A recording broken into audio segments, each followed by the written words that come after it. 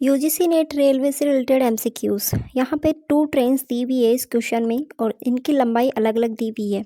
इसमें पूछा क्या है, 2 ट्रेनें हैं जो एक दूसरे को पूरी तरीके से पार किस तरीके से करेगी अगर वो सेम डायरेक्शन में जाए।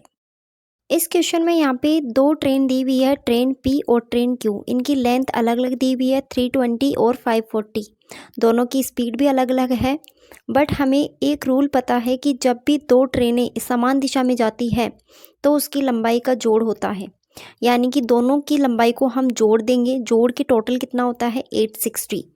अब यहाँ पे डिस्टेंस की जगह हम कितना रखेंगे, 860 रख दिया, बराबर स्पीड इंटू टाइम। वैसे तो हमें टाइम कैलकुलेट करना है बट हमें पहले ये फॉर्मूला पुट करना होगा। स्पीड कितनी दे रखी है, 144 माइनस 108, यहाँ पे माइनस करना पड़ेगा। यानी कि दूसरी ट्रेन में से पहली ट्रेन का जो स्पीड है वो माइनस करना होगा और फिर टाइम से टाइम निकालना होगा आपको। तो देखो यहाँ पर आपको सेकंड्स में इसका आंसर लाना है। ये 5 नहीं है, यहाँ पे सेकंड है, ठीक है। तो सेकंड्स में आंसर पूछा है तो हम जानते हैं कि जब भी किलोमीटर प्रति घंटा अगर आपको दिया हुआ है और अगर आपको निकालना मीटर्स पर सेकंड में है तो इसको 5/18 से आपको क्या कराना पड़ेगा, मल्टीप्लाई कराना पड़ेगा।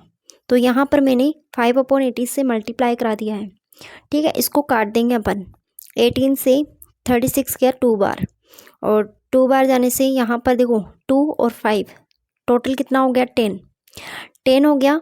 बट यहाँ पर अगर कहें तो ये हो गया इस तरीके से 860 is equals to 10 into time, ठीक है। ये तो अब क्या करेंगे अपन, अब यहाँ पर जो 10 है ये मल्टीप्लाई में है तो हम जानते हैं कि जो चीज़ मल्टीप्लाई में होती है वो डिवाइड में चल जाती है। तो 860 के डिवाइड में आ गया 10, तो 0 से 0 कैंसिल आउट हो गया और इसका फाइनल जो आंसर है वो आ गया 86 सेकंड, ठीक है। तो इस तरीके से आपको क्या करना है, इसका सॉल्यूशन करना है।